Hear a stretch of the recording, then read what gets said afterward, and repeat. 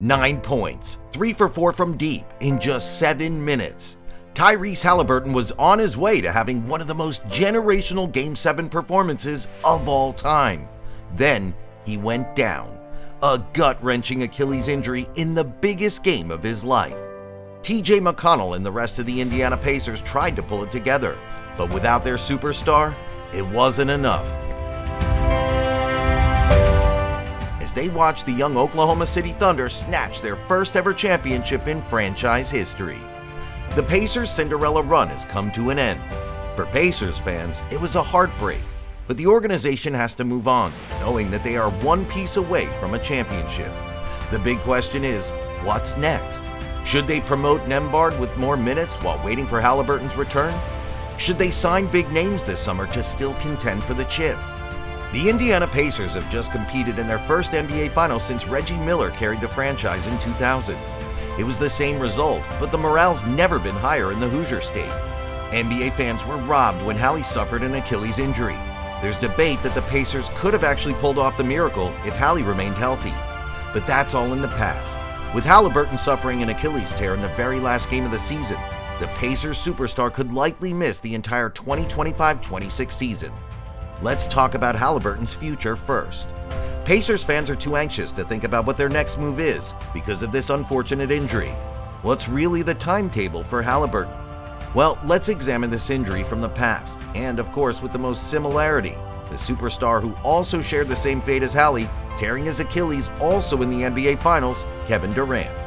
For KD, his recovery spanned over 18 months, and he even said that he was back to his normal self in 700 days after tearing his Achilles. KD came back like nothing happened and averaged over 27 points per game, upping his average during his tenure with Golden State. Want a fun fact? KD's the only player in NBA history to up his average after recovering from an Achilles injury. Slim Reaper was just like that. Kobe's a little bit different. Kobe recovered in just 8 months, but upon return, Kobe suffered yet another injury, revealing a lasting impact on his Achilles tear. After multiple injury-plagued seasons, Kobe was a shadow of his former self and retired. Klay Thompson, who suffered the same injury just as he recovered from the ACL, was never the same. His scoring average plummeted and lost a little bit of mobility. Now for Hallie, who's just 25 years old, he has a lot of time to recover and regain his former self. He can come back, play one season, and then soar back up into his prime. The timetable? Well, it's likely that Hallie would be back midway through the 2026-27 season. There's one thing he can add, though, in the tail end of his recovery. Add a little bit of muscle. You see, Haliburton's a prolific scorer, but he just has zero strength. He's not actually a threat penetrating the basket. Yeah, the floater's gonna help, but being able to use your body and create contact in the paint could add another dimension to Haliburton's already magnificent skill set. We're talking about prime Russell Westbrook, who can score in the paint at will, can kick out the ball, and is still a threat in the mid-range. Haliburton has the potential to be at that level. That's if he recovers as well as Kevin Durant. The Pacers' sole focus should be rehabbing Haliburton and getting him in much better shape. Let's be real, a championship run without your number one guy could be a rough one. Competing against the powerhouses in the East could likely end in a first-round exit. So what's going to be the utmost priority for next season? There are 3 important names the Pacers want to keep in this coming free agency: Miles Turner, Benedict Mathurin, and Aaron Nesmith.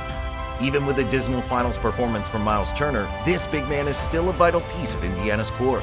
At 29 years old, Turner's entering his prime years and is still one of the most promising defensive big men who can stretch the floor with his shooting. And let's be real, Indiana fans love him, so Indiana wouldn't mind paying the luxury tax just to keep their primary center. Even Rick Carlisle was adamant about keeping Turner. I don't think it's any secret that for the franchise at this particular moment, that's the number one priority. I don't know anything about money or numbers or years or any of that kind of stuff, but Miles is a very important part of what we've done here, what we've been doing. He's a very important part of the history of the franchise, certainly over the last decade. So assuming the Indiana Pacers sign Turner on a deal, which can range from $25 to $30 million a year, the Pacers could relinquish Isaiah Jackson's $13.3 million cap hold for a new lesser deal. That'll leave the Pacers with $14.1 million to play with in free agency before they reach the first apron territory. So $14.1 million. What can the Pacers get to replace their injured superstar to handle the rock and facilitate the offense for the team? With this amount of money, it's kind of hard to find a PG even half as good as Haliburton.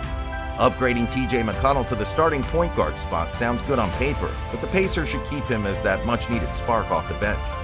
The Pacers could get cheap point guards like Tyus Jones from the Phoenix Suns or even the scrappy veteran point guard Dennis Schroeder. With these 2 point guards handling the rock, the Pacers could realistically make the playoffs even with Hallie out for the entire season. But you might think, should the Pacers just tank? Well, that makes perfect sense too. You know why? Because they made a move that put them in that position, and it happened just last week. You see, the Indiana Pacers don't have their first-round pick in 2026. They traded that to Toronto when they traded for Pascal Siakam, and that pick went to the New Orleans Pelicans. You know what's crazy? Just a week ago, the Indiana Pacers decided that, we don't see anyone promising to pick with our 23rd pick. So they traded this year's pick to the New Orleans Pelicans for their own 2026 pick, in the middle of an NBA Finals. The Pacers got Pascal Siakam and got their pick back for next year, and this was all done even before Haliburton got injured. Now they're in position to tank for next year, get a lottery pick, and maybe draft or use it as a trade capital to surround Haliburton with more talent when he comes back. The Pacers GM might have a crystal ball out there in Indiana. Even coach Rick Carlisle thought it was an array of hope. The fact that we traded our pick this year to get our pick back next year is pretty amazing foresight when you consider what happened to Tyrese. The fact that next year there's certainly a chance that there'll be a higher pick, and it's good to have that in our pocket. But of course, there's just one problem. Well, the organization is coming from a finals high. The team tasted a finals appearance. You just wanted more, so completely tanking for a higher draft pick might not be on their list of options. It's just better to give some of the young core, like Nembhard and Nesmith, who are both just 25 years old, bigger roles next season, and who knows, maybe one of them could rise to an all-star caliber of player. And by the time Tyrese Haliburton comes back, he has a solid young core who can score at will, a stretch big that can anchor in the defensive end, and, of course, Spicy P. Now, let's talk about the rest of the guys. The coaching staff is rock solid. Rick Carlisle's system's a great match for Indiana's rocket ship pace. Keeping Carlisle would be a no-brainer for Indiana. Just about every player that has joined Indiana's program in the last 3 seasons left it more skilled than when they entered. Carlisle's system and Haliburton's brilliance help everyone succeed.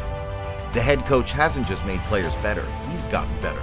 Now, his team has an identity, and they have confidence going forward. They made the Eastern Conference Finals early in a rebuild. That's a great launching point for the next era of successful NBA basketball in Indianapolis. And well, as it stands, they have a solid roster. The Pacers could re-sign James Wiseman for cheap and keep Thomas Bryant to keep some size on their roster. And of course, we need to talk about the exciting part, trades. Indiana has a lot of assets to play with if they want to improve their roster. Indiana has one of the deepest benches in the East.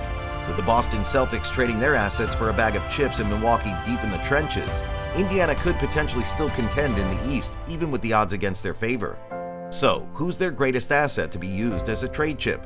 No-brainer, Obi Toppin. Obi has played a role like Aaron Gordon with the Denver Nuggets in their championship run, but with Pascal Siakam and promising 21-year-old Jarace Walker taking up the power forward slots, Obi and his $14 million salary could entice a lot of championship contending teams. They could shop Obi for a 3-and-D player or a backup center Miles Turner definitely needs. So don't be surprised if Obi packed his bags and left Indianapolis. Their second best trade asset? Well, one of the heroes of their 2025 Cinderella run, Benedict Mathurin. Mathurin's a solid player and solid three-point shooter who can make his own shots. But the problem is he's like a microwave. Once he gets his shots going, he's lethal, but when he's not, he's a liability. In Game 3 of the NBA Finals, he scored 27 points in just 22 minutes. The next 3 games, he averaged 5 points per game.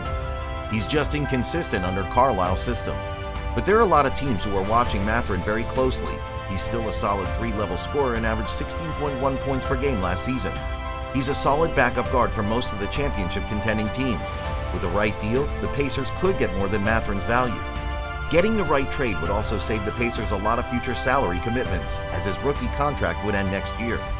One thing's for sure, the Indiana Pacers aren't rebuilding. Siakam signed until 2028, Haliburton's until 2029. One thing that the Pacers can still do is shift Nembhard into the point guard position and let him facilitate the offense.